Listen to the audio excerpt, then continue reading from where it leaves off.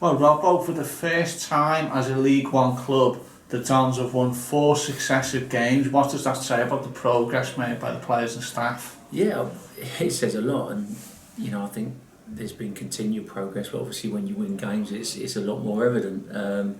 But no, there's definitely been progress, and the results have been really, really positive. But we've got to keep that progress. I feel as a group, we was in no doubt that it was coming. I think if you go back to Paul Cannonby's interview that you did with him when we lost those couple of games over Easter, you could see how positive the players were. But it's keeping it. You've got to keep it. That's the key thing, and you've got to keep building on it. I know you're a positive person, but is there always that sense that things could change the other way, and you're always fighting to keep it going?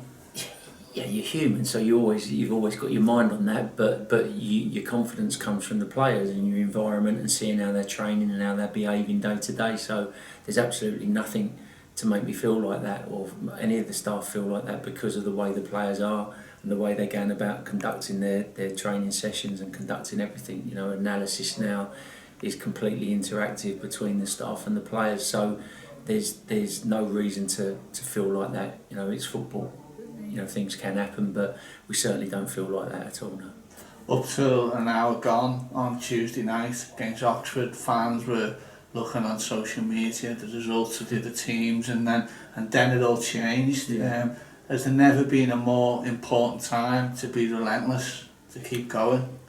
Yeah, again, I try and steer away from these feelings of this is an important time, that's an important time, and I do realise for people it might sound, but relentless is relentless. It says it, so you're continuously relentless, and and I don't want these peaks and these dips. That's what I want to try and steer away from, and targeting games and going, is that a big game? Is this not such a big game? It just is what it is, and that's the key, is the players loving that relentlessness, and recognising when the time when they have their off time and they need to enjoy each other's company, and we all need, but it has to be a constant. That's what the best do.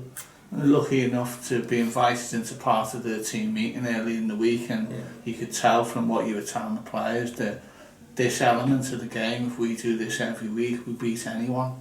So that's a key part of it. That's the way I've always looked at it, and obviously, Chris, I've always been in development, but you look at football, and the reason we love football is because anything can happen. That's why it's the greatest game in the world, and that's why we should leave it alone and not try to make it perfect, because it's not.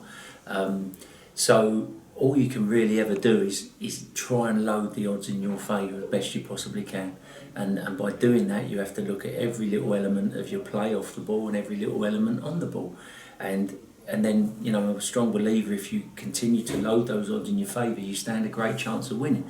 So it's just that message to the lads that as soon as one element is missing, then those odds dip a little bit, and that's what we have to do, is keep looking at what we're doing well, and can we continue it and do it better, and things that we didn't do so well and how we're going to improve, and at the same time provide a really stimulating environment where they're enjoying doing that. And I think that's the key, because when you talk like this, relentlessness is great, but it can also become mundane if it's not enjoyable. So you need to have a real stimulating environment, so the relentlessness is almost happening while they're enjoying themselves as well. Turning to tomorrow's game, the squad from Tuesday, is everyone fit and ready to go? Yeah, no, we're looking good. We've had a clean bill of health from Tim, so all looking good. Other players, Ethan Chislett, what about him? We haven't really spoken about him lately. Ethan trained today. I just had a chat with him. He looked really sharp, actually, because he had this problem with his Achilles, and he had a session and you could see he wasn't quite himself. So he's come back today and looked really sharp. So I asked him how he felt, and he said he felt better than he even thought he would. So again, that's another positive for the future. Too soon for him for tomorrow, though? Yeah, possibly too soon, because it was only his first session back. But certainly moving forward, he can come back into the reckoning again. And the signs are positive with Sharon Harrison last night. Could he have a chance of being involved tomorrow? Yeah, maybe we need to just look at the squad now and look at our options. But again, because he only did half an hour last night, he trained today, and he looked, his movement was bright.